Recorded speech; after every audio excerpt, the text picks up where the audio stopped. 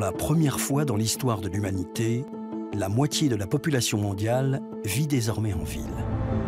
Dans 50 ans, les villes hébergeront même 70% des êtres humains. Elles auront alors 7 milliards de bouches à nourrir et devront relever un immense défi alimentaire. Alors qu'elles réclament toujours plus à manger, les villes ne cessent de s'étendre. Elles engloutissent les ressources des campagnes et rejettent pollutions et déchets. Telles qu'elles se comportent aujourd'hui, les villes sont les plus grands parasites que la Terre ait jamais portés. Ce système perdure depuis des millénaires, mais il est aujourd'hui à bout de souffle.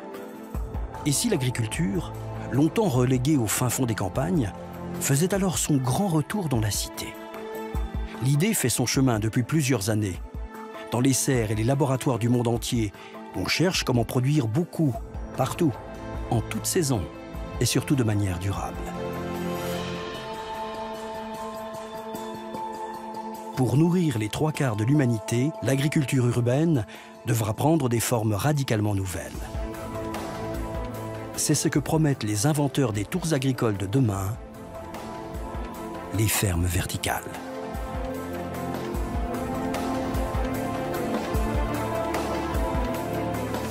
Pour remplir les rayonnages des supermarchés, les villes dépendent entièrement des campagnes. Tout ce qu'on mange aujourd'hui en ville vient du monde rural. Et les champs sont devenus de gigantesques usines alimentaires à ciel ouvert. L'agriculture a connu sa plus grande mutation depuis la préhistoire, à grand renfort de machines, d'engrais et de pesticides. Il faut produire toujours plus vite et toujours moins cher. Mais on ne pourra plus augmenter indéfiniment les rendements sans dégrader encore un peu plus des ressources déjà surexploitées. À New York, Dickson Despommiers, professeur de sciences environnementales à l'Université Columbia, cherche depuis 20 ans à sortir le monde de l'impasse dans laquelle il est engagé. Il y a beaucoup de gens qui vous diront avec force que les choses peuvent continuer comme ça, que tout est normal. Mais ça dépend de ce que vous entendez par normal. Ici, on a un cas où normal, ce n'est pas bien. On va finir par être à court de ressources alimentaires et quand les ressources seront épuisées, alors les villes s'éteindront et disparaîtront. Ça pourrait arriver à Paris, à Londres, à New York, à Chicago. Quand les villes deviennent tellement grandes qu'elles ne peuvent plus satisfaire leur population, alors le système s'effondre. Il faut que quelque chose change dans le système alimentaire de notre planète. Chaque seconde, dans le monde, 40 tonnes de nourriture sont directement jetées à la poubelle. C'est le tiers de la production agricole mondiale qui pourrit chaque année dans les transports. De New York à Shanghai, un même constat s'impose. Le problème n'est plus de produire plus, mais de produire mieux.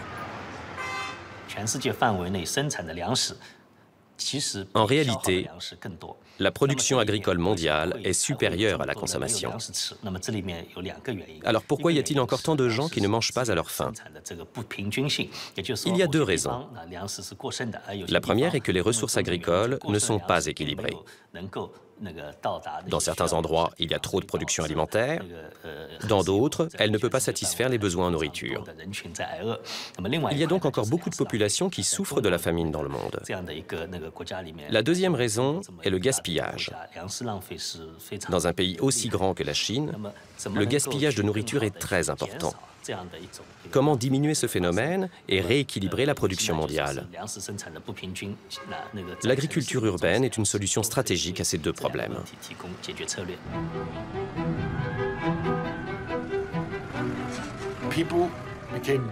Les gens se sont déconnectés du monde naturel. Et aujourd'hui, on a pris conscience de ce que provoque cette déconnexion. Ça pose des problèmes pour transporter la nourriture jusqu'aux villes, ça pollue l'air, ça pollue l'eau, ça pollue la terre. Et il y a maintenant un courant de pensée, je crois un courant très fort dans la plupart des villes, pas chez tout le monde, mais chez beaucoup de gens, qui veut ramener l'agriculture à l'intérieur de la ville, là où les gens vivent, pour leur permettre de se reconnecter au processus qui, depuis toujours, ont permis notre développement. Partout dans le monde, le mariage de la ville et des champs se donne en spectacle. Et le public confirme. On veut ramener les lieux de production au plus près des lieux de consommation. Mais installer les champs au milieu du béton n'est pas si simple. Où trouver la place pour cultiver les fruits, les légumes et les céréales? Faudra-t-il aménager les boulevards pour les tracteurs? Heureusement pour les riverains, il existe d'autres solutions. À Montréal, la ferme Lufa s'est installée sur un toit à 10 minutes du centre-ville. Elle apporte la preuve qu'on peut être à la fois local et rentable. L'idée, c'était de construire une ferme qui soit vraiment proche des consommateurs, au cœur de la ville, et qui nous permette de récolter les légumes le jour même de leur consommation, finalement. On est très fiers du fait que la majorité de nos légumes vont parcourir moins de 10 km avant d'atterrir dans l'assiette de nos consommateurs. La récolte commence à 5 heures le matin, et donc on va cueillir seulement les légumes qui sont nécessaires pour cette journée-là. C'est vraiment une façon de réduire à presque zéro le gaspillage alimentaire. La chaîne du système alimentaire est normalement très longue. Il y a des kilomètres et des kilomètres souvent qui nous séparent des produits qu'on consomme. Les tomates, par exemple, vont passer des semaines soit dans des cargos, dans des trains, dans des entrepôts, avant d'arriver dans votre assiette. Donc, le processus de maturité va se faire en cours de route. Puis c'est la grande différence des variétés qu'on retrouve ici dans la serre par rapport à ce que vous trouvez sur les tablettes des épiceries, c'est qu'on peut les sélectionner pour leur qualité et pas pour leur capacité à résister au transport ou à être, à faire de très longues routes, des fois des milliers de kilomètres. Étant donné que les légumes sont cueillis le matin même, ils sont cueillis à maturité, donc lorsqu'ils ont accumulé le maximum de sucre et qui sont vraiment les meilleurs au goût, finalement. Ouverte en 2011, la ferme Lufa est loin d'être une initiative isolée. Autour de toutes les grandes villes, les producteurs locaux s'organisent et viennent directement à la rencontre des consommateurs urbains. L'appétit pour les produits frais grandit sans cesse, non seulement à New York, mais dans toute l'Amérique du Nord et en Europe. La production locale voit sa popularité augmenter car les consommateurs se préoccupent de l'origine de la nourriture et de la manière dont elle est produite. New York a été vraiment innovante avec l'agriculture sur les toits. Et nous avons de nombreux exemples de différents types de fermes, des fermes en plein air et des serres, et c'est en partie parce qu'on a des entrepreneurs qui ont été séduits par cette idée. On a aussi environ 12 millions de mètres carrés de toits plats sur des immeubles qui peuvent supporter le poids d'une ferme. Fer de lance de cette tendance mondiale, l'ancien quartier industriel de Brooklyn, à New York, est rapidement devenu le plus grand potager urbain de la planète. Ironie de l'histoire, Brooklyn était encore au 19e siècle une zone maraîchère aux portes de la ville. Quelques années après en avoir été chassée par les industries, l'agriculture y revient par les toits. Les adeptes de l'agriculture urbaine nous promettent une ville verte, durable et conviviale à peu de frais. Pourtant, cultiver sur des toits ne pourra jamais répondre aux gigantesques besoins alimentaires des villes de demain. Les fermes sur les toits sont une excellente première étape vers l'agriculture verticale. C'est de l'agriculture urbaine, et donc ça règle un des grands problèmes qui est de produire localement. Ces fermes reprennent l'agriculture traditionnelle des champs et l'installent sur les toits des villes. Donc cela règle le problème de la distance, mais l'étape suivante, c'est de développer des systèmes de production à grande échelle. Et ça, c'est précisément ce que proposent les fermes verticales. Passer à l'étape supérieure, d'accord, mais comment? Personne n'avait osé imaginer des villes capables de produire en grande quantité, de quoi nourrir les 7 milliards de citadins de l'an 2050. Personne. Jusqu'à ce que Dickson Despommiers ne s'empare de l'idée. Donc l'idée, c'était d'abord de faire pousser de la nourriture sur les toits, puis d'investir également l'intérieur du bâtiment. J'ai commencé par utiliser une salle de classe pour introduire cette idée.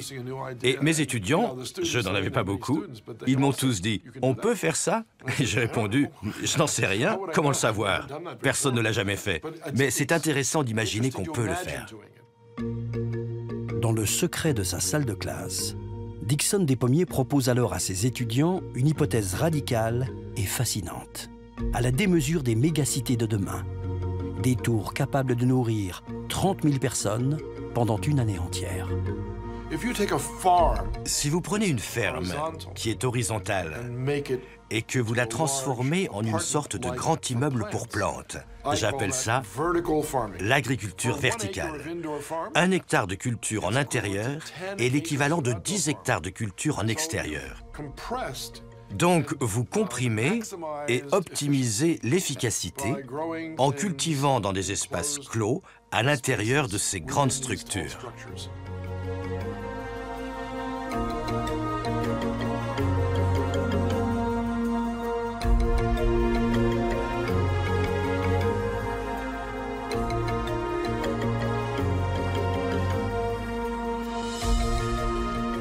Aujourd'hui, il faut une superficie grande comme l'Amérique du Sud pour nourrir 7 milliards de gens. On pourrait faire pareil en utilisant 1/10 de cette surface si nous avions des fermes en pleine ville. 1/10. Dickson Despommiers en est convaincu. Ces fermes verticales feront bientôt partie de nos paysages quotidiens. On sait depuis longtemps construire des gratte-ciels pour vivre et travailler en ville. Alors pourquoi l'agriculture ne pourrait-elle pas à son tour passer à la verticale? On fait pousser notre nourriture en partie dans des serres. Et tout le monde sait ce qu'est une serre. Il n'y a rien de mystérieux là-dedans. Quel est le mystère? C'est d'augmenter suffisamment la production pour satisfaire de grandes populations. Alors, quel est le secret? Eh bien, c'est comme de comparer un pavillon individuel à un immeuble. En faisant la même chose avec nos plantes, avec nos cultures, on aura réinventé l'agriculture comme on a réinventé la vie en ville. En 2005, après 3 années d'études et de recherche, l'idée est enfin mûre. Mais elle reste cantonnée au petit monde des étudiants et de quelques internautes avides d'innovation. Il s'agit à présent de la faire connaître au monde entier et de donner à son inventeur une notoriété internationale. Ce qui manquait vraiment pour toucher le public, c'était que la ferme verticale ait un look un peu hollywoodien. Il fallait que ce soit comme sur un panneau publicitaire.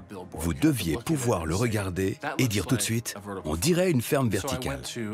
Donc j'ai été sur verticalfarm.com, je me suis renseigné sur la thèse de Dickson Despommiers et j'ai lu une grande quantité d'informations qu'il avait fait rassembler par ses étudiants.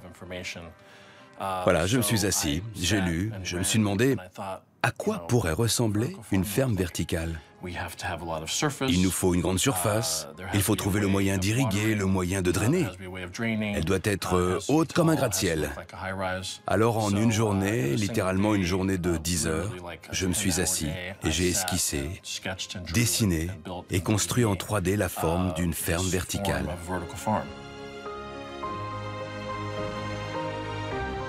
Publié en juillet 2007 dans le New York Magazine, les images de Chris Jacobs suscitent immédiatement un véritable emballement médiatique. Et tout ça avançait, et des journaux m'appelaient. En fait, j'avais au moins 3 appels par jour de journaux en Allemagne, en Chine, en France, en Inde, à Dubaï. Et c'était incroyable. Il n'y avait pas une journée où je ne fournissais pas des images aux gens. Et voilà le professeur d'université brusquement sacré, pape des fermes du futur.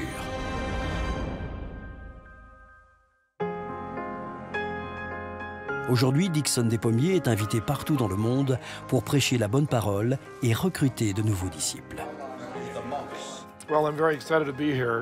Je suis ravi d'être ici et de vous parler de l'évolution de cette idée, née il y a 11 ans dans une salle de classe. Il y a 8 ans, il n'y avait qu'une seule de ces images et aujourd'hui, on a 6,7 millions de résultats de recherche sur Internet sur ce terme. Il s'agit de gens qui sont tombés sur cette idée, ils ont attrapé le virus et chez eux, ils n'arrivaient plus à dormir. Ils sont vraiment nombreux et d'autres que je ne connais pas les rejoindront. Regardez tous ces dessins. Regardez ces détails incroyables. Une nouvelle génération d'architectes s'est emparée du concept pour en faire un extraordinaire terrain d'expérimentation futuriste. Anticipation rationnelle de notre futur proche ou nouveau délire utopique. La tour conçue par Blake Kurasek pour la ville de Chicago prévoit 120 étages de production empilés sur 150 mètres de hauteur. J'ai voulu que la tour soit vraiment haute, en quelque sorte pour exagérer le fait que c'était une ferme verticale. Et puisque c'était un exemple d'agriculture en milieu urbain, ce devait être une assez grande tour. Elle se voulait comme une vitrine pour cette technologie et pour ce genre de production agricole urbaine dans une ville comme Chicago, connue pour son architecture. Voici un gros plan des installations hydroponiques à l'intérieur de la ferme verticale. Ici, un fermier du futur. On dirait de la science-fiction, mais en fait, toutes ces technologies existent déjà. Elles ont fait l'objet de nombreuses recherches. Elles n'ont simplement pas encore été mises en place et pleinement exploitées. Effectivement, on est encore loin de faire pousser des tomates au sommet des gratte-ciels. Et les tours agricoles restent à ce jour purement théoriques. Si l'empilement des étages fournirait plus de surface qu'un simple toit, il poserait en revanche un léger problème de poids. Traditionnellement, quand on cultive, on utilise la terre, mais cela pèserait trop lourd pour la structure d'un gratte-ciel. Donc les technologies que j'ai utilisées dans ma ferme verticale sont principalement une pellicule d'eau enrichie en nutriments, où les nutriments sont dissous dans l'eau et sont envoyés dans un tuyau. Les plantes sont placées dans un substrat pour que les racines reçoivent les nutriments grâce au tuyau. Cette technique, l'agronomie moderne l'appelle hydroponie. C'est la recette miracle pour les tours agricoles de demain, mais ces principes sont connus depuis déjà quelques années. Le tout premier jardin hydroponique que je connais, c'était les jardins suspendus de Babylone. Il y a très très longtemps. Je ne suis pas assez vieux pour m'en souvenir. Et c'était une merveille. En fait, c'était une des 7 merveilles du monde. De voir ces plantes qui poussaient sans aucune terre. Quelqu'un a dû penser, peut-être que toutes les plantes savent faire ça. Il suffit de leur en donner la possibilité. Et ça s'est avéré juste. L'idée n'a pas disparu avec la glorieuse cité antique. Dans les années 80, une grande institution américaine l'a même étudiée de très près. Ces jardins suspendus n'étaient peut-être pas la 7e merveille du monde, mais des fermiers en blouse blanche sont parvenus à faire pousser du blé sans un seul gramme de terre, des salades et toutes sortes de légumes frais. Sans oublier de quoi préparer les fritures du futur. Sauf que ces pommes de terre sans terre ne poussaient pas sur Terre, mais dans l'espace. Car cette institution américaine, c'est la NASA. L'agence aérospatiale américaine a misé sur l'hydroponie pour nourrir les astronautes qui partiront un jour vers Mars. Et la qualité des menus fait ici l'objet de toutes les attentions. Bonjour, je suis Michelle Perchenock, la responsable des nourritures innovantes au Centre spatial de Johnson. Lorsqu'on ira sur Mars, on fera pousser de la nourriture dans des chambres hydroponiques. On commencera par les fruits et les légumes pour que l'équipage puisse avoir des salades fraîches et croquantes. Il y aura des tomates, des carottes, des poivrons et aussi de la verdure comme de la laitue et des épinards. Cette technologie est tout à fait adaptable sur Terre. Michel, on peut l'adapter et l'utiliser sur Terre. Bien sûr que nous pouvons aussi l'utiliser sur Terre. La culture hydroponique marche aussi bien sur Terre que sur Mars. Sur Terre, les progrès de l'hydroponie ont peu à peu séduit l'industrie agroalimentaire. Aujourd'hui, une nouvelle génération de serres suspendues colonise les toits de New York pour produire en pleine ville, hors sol et à grande échelle. L'hydroponie a besoin d'environ 10% de l'eau utilisée par l'agriculture traditionnelle. Une ferme à l'extérieur doit être constamment irriguée ou alors elle dépend des pluies. Nous n'utilisons que très peu d'eau et obtenons une croissance supérieure. Tout en économisant l'une des ressources les plus convoitées du siècle à venir, l'eau, l'hydroponie permet en même temps d'augmenter la production de manière spectaculaire. L'hydroponie, c'est merveilleux parce qu'on peut tasser une grande quantité de plantes dans un petit espace. Nous prévoyons de produire environ 50 tonnes par an et c'est super pour le peu d'espace qu'on a ici. Ça fait seulement 500 mètres carrés. Le système marche en réglant le niveau de nutriments et le pH de l'eau comme on le veut, pour une culture spécifique. Ici, on a des laitues. Ensuite, ça aspire les nutriments et l'acide automatiquement lorsqu'il le faut. L'eau est pompée dans chaque canal, via ces petits tuyaux noirs. Ça, c'est le mélange d'eau et de nutriments concentrés. Les plantes n'en utilisent que très peu à chaque fois, donc on recycle constamment l'eau à travers ces circuits fermés. C'est très simple, mais très efficace, très économe en eau. Chaque plante bénéficie d'un garde-manger personnalisé en fonction de sa taille ou de la phase de sa croissance. C'est un menu à la carte, directement livré au pied de la racine par un personnel aux petits soins. Voici les éléments chimiques. Ils sont tous purs. Je mets ça, ça et ça dans l'eau, je mélange et je nourris la plante. Et la plante me dit « merci beaucoup ». Et ensuite, elle absorbe ce dont elle a besoin sans rien de plus. Pas de métaux lourds, pas de pesticides, pas d'herbicides. Les plantes poussent dans des conditions idéales, ce qui veut dire que vous avez plus de plantes par an que si vous étiez dehors, parce qu'on peut tout contrôler. L'arrivée de certaines technologies, les systèmes de contrôle par ordinateur pour permettre un niveau presque constant dans les solutions, ce qui donne aux plantes un bénéfice optimal, la possibilité d'ouvrir et de fermer le toit pour ventiler, la possibilité d'incorporer du chauffage pour que les bulbes des racines restent au chaud, tous ces éléments fournissent à la plante un environnement de croissance optimal qui nous permet de produire 15 à 20 fois plus qu'une ferme de terre, en utilisant à peine 10% de l'eau. Et bien sûr, sans aucun pesticide. Car pour faire la traque aux intrus qui passeraient à travers les mailles de la technologie, on préconise ici la lutte antiparasitaire intégrée. En d'autres termes, de bonnes vieilles méthodes solidement éprouvées. Je suis en train de distribuer toutes ces coccinelles dans la serre. Et elles nous aident à contrôler la population des pucerons. Et c'est bien pour nous parce que les pucerons mangent nos plantes et les coccinelles, elles mangent les pucerons. Donc on les aime parce qu'elles nous aident. Chaque semaine, on relâche environ 30 000 coccinelles. On n'a pas de produits chimiques. Tout est très naturel. Utiliser des coccinelles pour lutter contre les parasites est impossible en plein champ. Les nuisibles sont trop nombreux et seuls les pesticides arrivent à enrayer totalement les invasions. Sous serre, à l'inverse, dans un environnement parfaitement protégé, on peut obtenir des récoltes abondantes sans utiliser de produits chimiques. Les légumes sont donc plus sains, mais impossible malgré tout de les qualifier de bio. Les normes qui définissent l'appellation exigent en effet la culture en terre. Plus de sol, quasiment plus d'eau, le rêve de Dixon des pommiers semble désormais à portée de main. Dans les serres d'aujourd'hui, on cultive aux étages supérieurs ce qui sera vendu quelques heures plus tard au rez-de-chaussée. À petite échelle, les fleurons de l'agriculture new-yorkaise fonctionnent déjà comme de mini-fermes verticales. Il y a juste un nouveau pas à faire, car en fait, nous devons combiner l'hydroponie sur plusieurs étages dans un gratte-ciel. Et ça, c'est la prochaine étape. Ce qu'on voit, c'est l'évolution d'une idée. L'idée commence par « Oh, faudrait faire pousser de la nourriture en ville. On n'a qu'à aller sur les toits, c'est le plus simple et le plus pratique.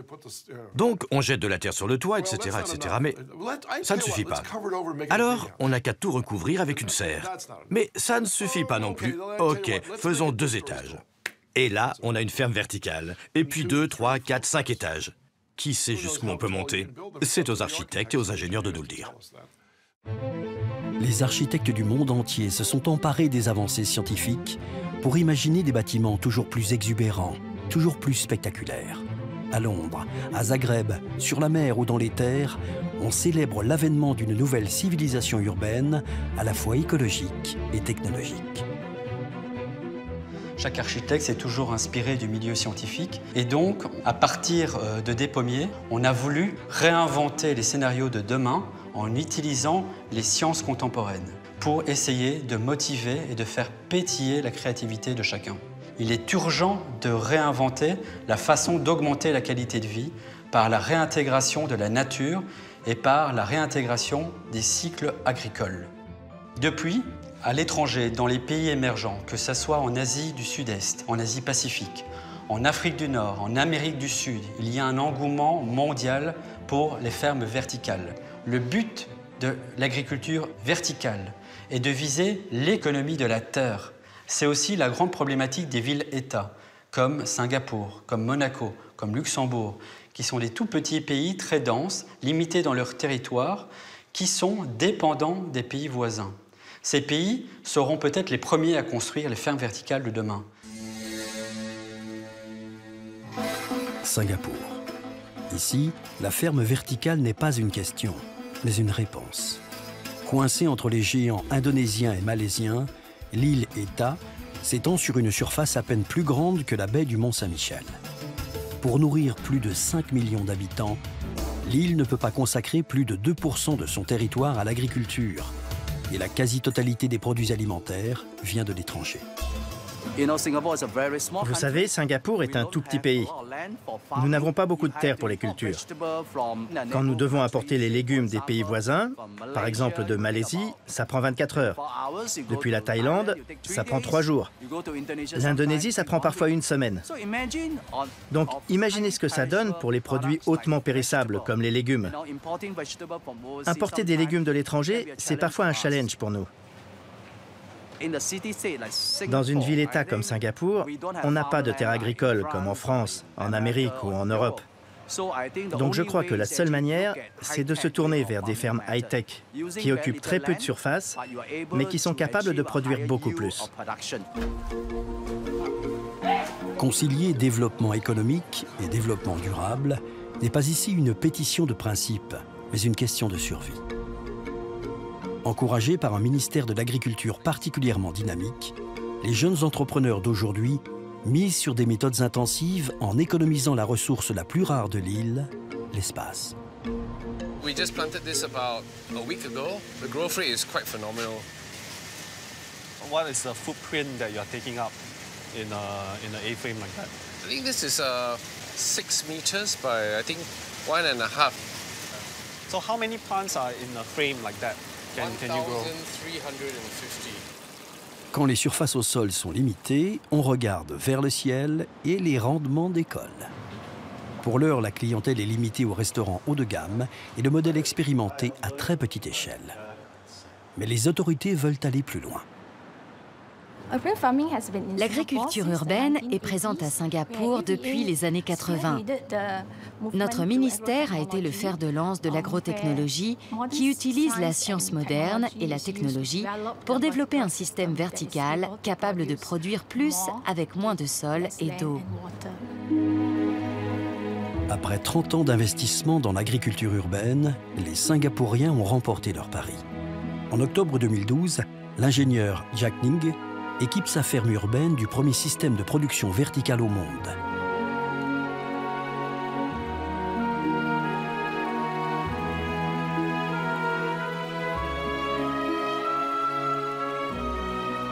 On passe enfin du prototype à l'application commerciale.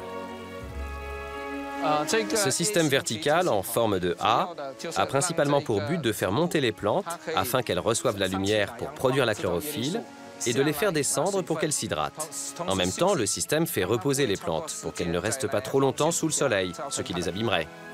Le système AGO-GROW, mis au point par Jack Ning, repose sur un ingénieux mécanisme hydraulique qui permet d'étager les cultures sur plus de 6 mètres de hauteur sans augmenter la surface au sol.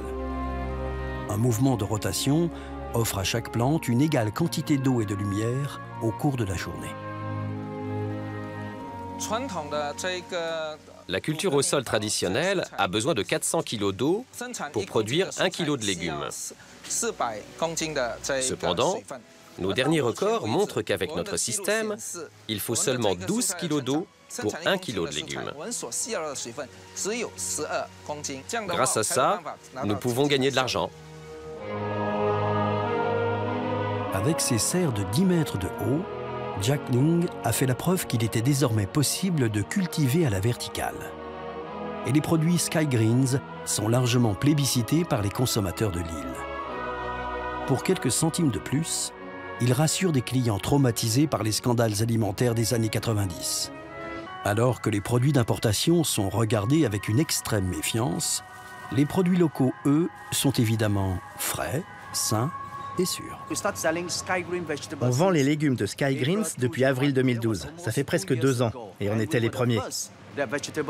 Leurs légumes se vendent bien et on atteint une croissance à 2 chiffres d'un mois sur l'autre. La réponse a été bonne. En fait, la demande a même été supérieure aux capacités de la ferme. En ce moment, ils sont en train de rajouter des tours pour pouvoir fournir plus de légumes à nos magasins. Ils peuvent vraiment augmenter leur production en fonction de nos besoins. Et on peut les avoir en 6 heures. On peut les appeler et dire « j'ai besoin de plus de légumes ». Ils peuvent répondre plus vite que si je dois importer de l'étranger. La demande est là, les technologies sont disponibles et l'agriculture verticale commence à faire la preuve à Singapour de son efficacité économique. Mais si Singapour bénéficie toute l'année d'une ressource gratuite et indispensable, le soleil, cet atout fait cruellement défaut aux pays de l'hémisphère nord.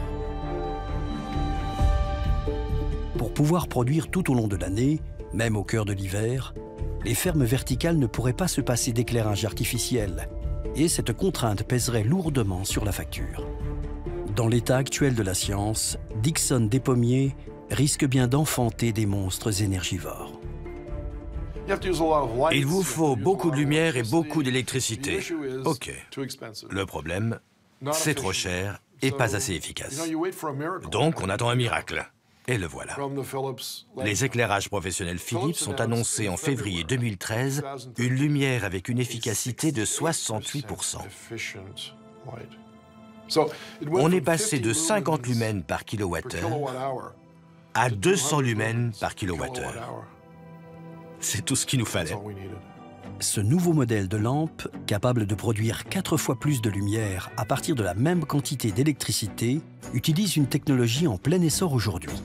Les diodes électroluminescentes, les LED. En 2020, on estime que les LED couvriront 70% des besoins d'éclairage dans le monde et elles commencent à être aussi utilisées dans le domaine alimentaire. Si elles font rapidement leurs preuves, elles pourraient être une solution décisive pour la construction des tours agricoles. À l'université de Wageningen, aux Pays-Bas, le professeur Tom Dueck est l'un des pionniers de ce nouveau front de recherche sur les LED. Les LED sont un système de lumière utilisé depuis pas mal de temps. On les trouve souvent dans les maisons, dans les voitures ou sur les panneaux d'affichage. Et ces dernières années, on les voit fréquemment dans les serres pour éclairer les plantes. C'est dû au fait que les LED sont plus efficaces que les lampes au sodium traditionnelles, et aussi parce qu'on peut les installer n'importe où dans une serre. On peut les placer à proximité des plantes, contrairement aux autres types d'éclairage qui brûleraient systématiquement la plante à cause de la chaleur dégagée. À la différence des éclairages traditionnels, les LED permettent de doser précisément l'intensité et la couleur de la lumière qui touche chaque feuille. Encore expérimental il y a 3 ans, les LED séduisent aujourd'hui les cultivateurs innovants. Et chez Mark Delissen, dans le sud de la Hollande, le rythme des saisons en est déjà tout chamboulé. Normalement, le printemps est une période de pousse rapide.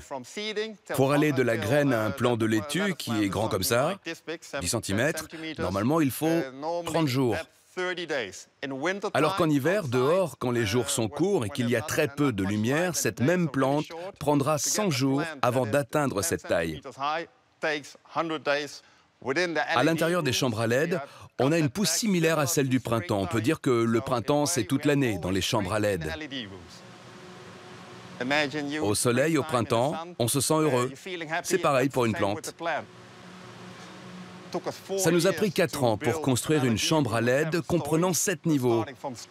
On partait de rien et on a dû faire beaucoup de recherches. C'est un vrai défi. Au total, dans les 4 cellules, on a en moyenne 1 million de plantes qui sont ici. À Noël, on a plein de commandes et on n'a qu'à tourner un peu les boutons pour augmenter la température ou ajouter plus de lumière. Grâce au LED, il suffit désormais de tourner un bouton pour changer de saison. Pourra-t-on demain utiliser ces technologies pour faire pousser n'importe quelle plante en n'importe quel point du globe? L'idée est désormais prise très au sérieux. À l'agence spatiale allemande, à Brême, Daniel Schubert développe un modèle de ferme verticale. Pour lui, les progrès fulgurants réalisés dans le domaine des LED permettent enfin d'envisager le passage de la théorie à la pratique. Nous voulions concevoir un bâtiment de production qui pourrait être construit dans une mégapole comme Pékin, Tokyo ou New York pour produire de la nourriture.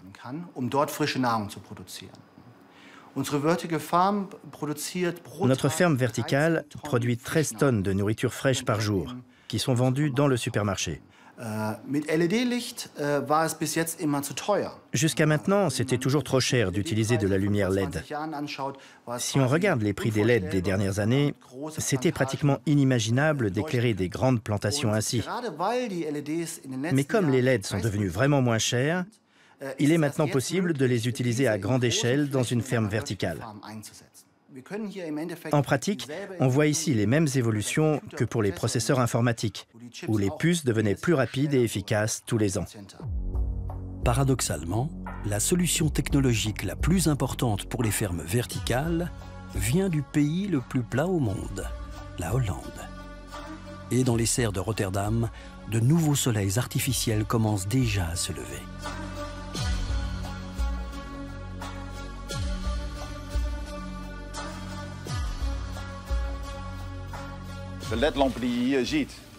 Les LED que vous voyez ici sont accrochés à cette hauteur. Une rangée est posée à 1,90 m et la suivante est suspendue 1 demi-mètre au-dessus. La plante continuera à pousser encore 2 à 3 mètres et les lampes seront donc ici, à l'intérieur de la plante.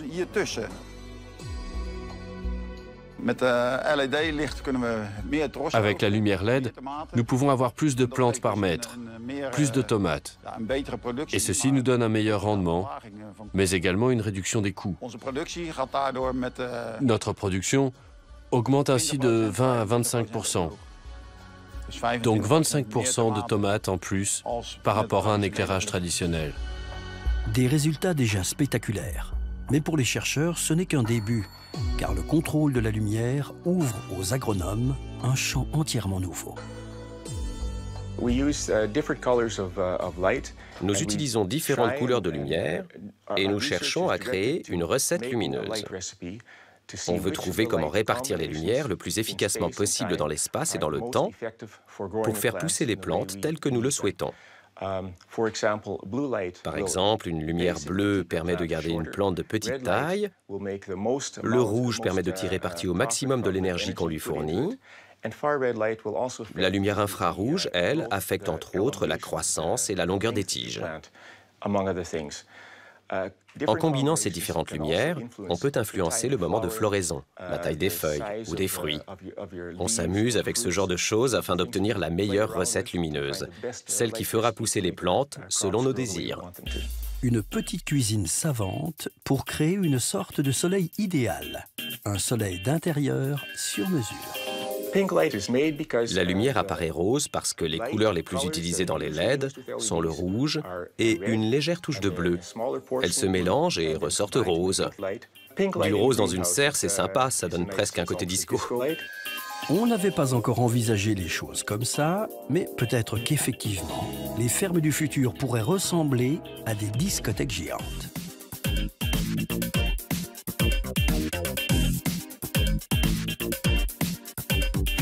Mais quel genre d'alimentation nous réserverait ces disco-fermes aux allures de vaisseau spatial? Encouragés par leur premier succès, les scientifiques continuent leurs recherches. Objectif à présent, créer le fruit parfait, la plante absolue. Beaucoup de gens pensent qu'une bonne tomate ne peut pousser qu'à la lumière du soleil, dehors, dans le sol. Eh bien, ce n'est pas le cas. Si on connaît le type de nutriments qu'une tomate reçoit en extérieur, alors on peut les lui fournir en intérieur. On a un meilleur climat pour les plantes et on peut les faire pousser toute l'année. Donc il est possible de faire pousser une bonne plante productive en intérieur, aussi bien et même mieux qu'en extérieur. En réglant le spectre de la lumière, nous pouvons régler très précisément le goût de la plante, le goût du légume ou celui du fruit. Nous pouvons par exemple fabriquer une tomate hollandaise, mais aussi une tomate d'un jardin d'Italie du Sud. Un soleil rose, à base de LED, pourrait-il donner aux fruits autant de goût qu'un vrai soleil d'Italie? Pour les consommateurs, c'est tout de même un peu dur à avaler. Sauf que chez les producteurs hollandais, la question du terroir ne se pose déjà plus vraiment. Toutes nos tomates sont exportées vers l'Italie. 90 à 95% de nos tomates sont envoyées vers l'Italie. Faire mieux que la nature. Fabriquer à sa mesure et en quantité infinie le fruit que l'on se contentait jadis de cueillir sur l'arbre ou sur la tige. La science moderne a-t-elle vraiment dépassé l'imagination des auteurs de science-fiction? Pas tout à fait. Car pour l'heure, rien ne remplace entièrement la lumière naturelle. Même les serres les plus modernes au monde s'exposent autant que possible aux rayons du soleil, et les LED ne fournissent qu'un complément utile à certaines heures ou en certaines saisons. Mais dans une ferme verticale, l'entassement des étages empêchera le soleil de pénétrer dans les serres. Il faudra alors se résoudre à se couper totalement du monde extérieur. À l'agence spatiale allemande, ce scénario de science-fiction ne fait pas peur, et l'on se prépare à franchir l'ultime étape, créer un environnement parfaitement artificiel. En sortant les plantes de leur système naturel et en créant un environnement totalement artificiel, nous pouvons optimiser la croissance de la plante. Nous allons encore plus loin que l'hydroponie. Et on parle d'agriculture en environnement contrôlé, de technologie CEA. Avec les technologies CEA, nous régulons exactement les conditions d'environnement pour les plantes. C'est-à-dire que nous contrôlons précisément la teneur en CO2 dans l'air, la température, l'humidité ambiante. Le spectre de la lumière est adapté précisément, ainsi que la composition des substances nutritives pour les racines. Conclusion de l'analyse, sur le plan agronomique, l'hypothèse des tours agricoles est parfaitement crédible, à un détail près. Du point de vue technique, une ferme verticale est faisable aujourd'hui, il n'y a aucun doute. La question c'est, est-elle viable aussi du point de vue économique? C'est pour ça que nous avons fait une analyse de marché détaillée, une analyse précise des charges pour la ferme verticale. Le résultat, nous pouvons produire de la nourriture fraîche pour 12 € par kilo.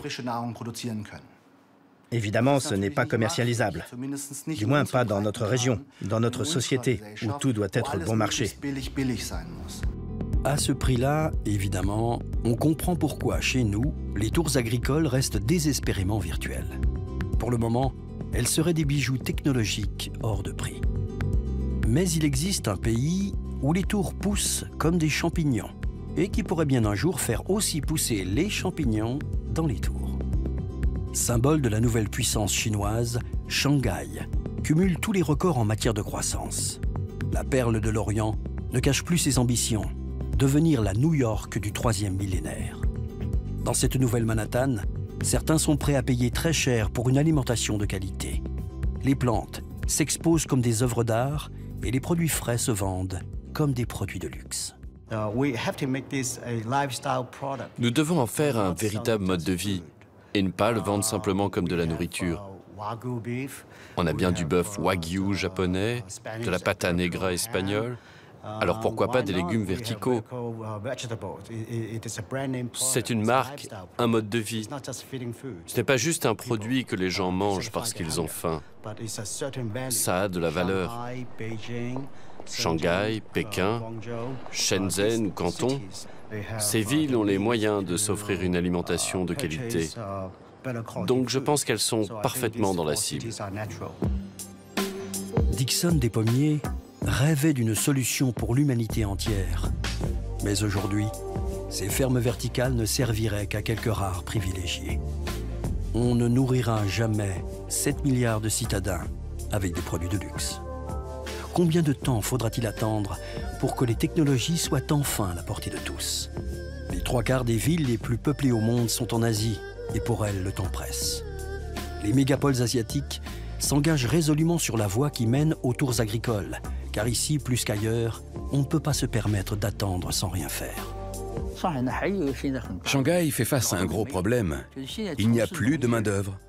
Il n'y a plus de main-d'œuvre agricole. En fait, si, il y en a une, mais elle est âgée de 70 ans ou plus. Elle ne peut plus se déplacer et surtout, elle n'est pas formée. Ce genre d'usine à plantes pourrait être industrialisé à l'avenir. L'agriculture deviendrait un processus industriel. Cela peut attirer les jeunes et leur faire choisir l'agriculture. De nos jours, les jeunes ne veulent plus faire d'agriculture parce que c'est trop pénible. Si vous pouvez construire ce genre d'usine, même les jeunes voudraient se lancer.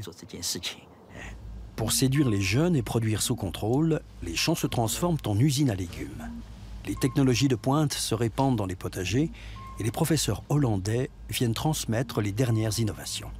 C'est un mélange proportionnel entre la couleur rouge et la couleur bleue. Mais à nos yeux, il ressort violet. Non, rose. À quelques détails près, la leçon est bien assimilée. Et les techno-fermiers ont déjà troqué le tracteur pour l'ordinateur. Dans leurs usines agricoles, ils veulent trouver le plus vite possible comment produire les aliments en série, exactement comme on fabrique à la chaîne les voitures ou les télévisions. J'ai très envie de créer des usines à plantes au cœur de chaque communauté. Nous produirions des fruits et des légumes pour la population locale. Chaque quartier aurait une quantité fixe assurée. La population serait plus sereine. Elle verrait comment les choses poussent. Elle dirait « Oh, c'est comme ça que ça marche, c'est vrai ?» Si je vois pousser ce que je vais manger, je suis plus serein. De plus, il y aurait une usine pour chaque communauté.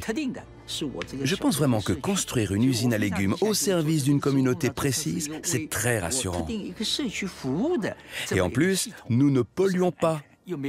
C'est beaucoup mieux comme cela. En Chine, une vision réaliste des fermes verticales est en train d'émerger, quitte à s'éloigner des grandes tours monolithiques imaginées à New York il y a 15 ans. À partir des technologies existantes, elle pourrait déjà nourrir la population d'un quartier avant d'alimenter une ville entière. En utilisant moins de robots, elle pourrait fournir des emplois à la population locale.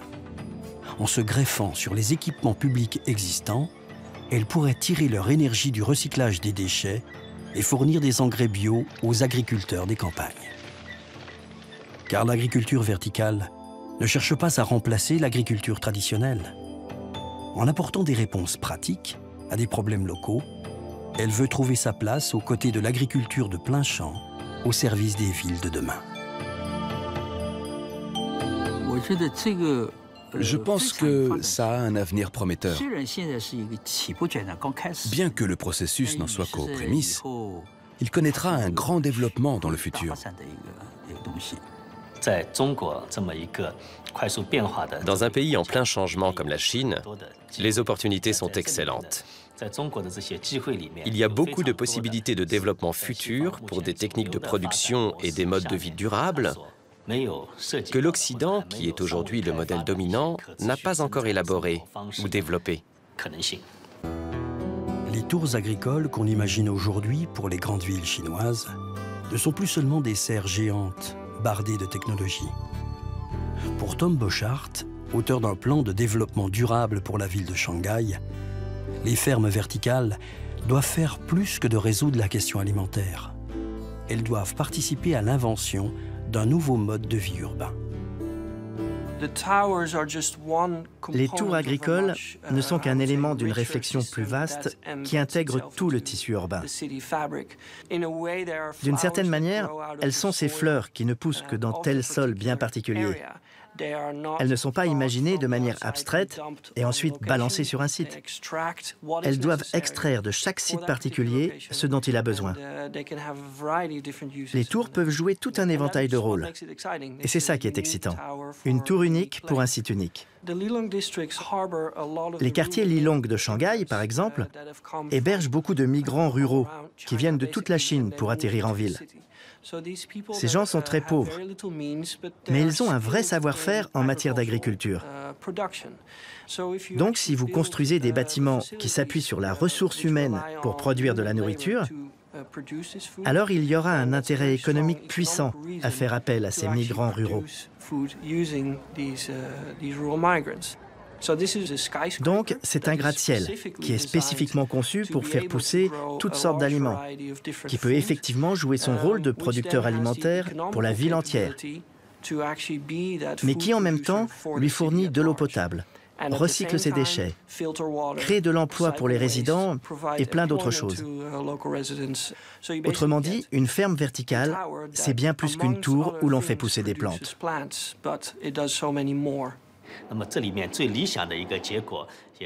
La conclusion idéale serait que la production alimentaire, que l'activité de la population, comme le système de traitement des déchets, soit un écosystème complet. Ainsi, un nouvel écosystème artificiel est envisageable et ce serait vraiment très excitant, je trouve.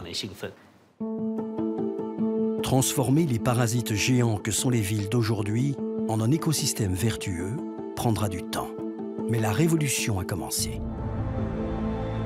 En cultivant déjà sur les toits, sur les trottoirs et bientôt dans les tours, c'est tout un écosystème inédit qui se dessine et chaque solution peut y jouer son rôle. Dans les cabinets d'architectes du monde entier, on invente aujourd'hui les paysages de demain. Car si l'agriculture réussit son mariage avec la ville, ni l'une ni l'autre n'en sortira indemne. De cette alliance contre nature naîtra nécessairement une agriculture différente dans une ville transformée. Dans ses lieux publics, comme dans ses espaces privés, à l'intérieur des bâtiments comme sur les façades, dans les serres d'aujourd'hui comme dans les fermes verticales de demain, la ville est à réinventer. Et nous en avons les moyens. Pour la première fois de l'histoire des hommes, on en sait assez pour que notre environnement construit fonctionne écologiquement comme celui de la forêt tropicale. Et c'est le vrai futur des villes. Commencer à intégrer ces changements dans leurs infrastructures afin qu'elles deviennent autosuffisantes.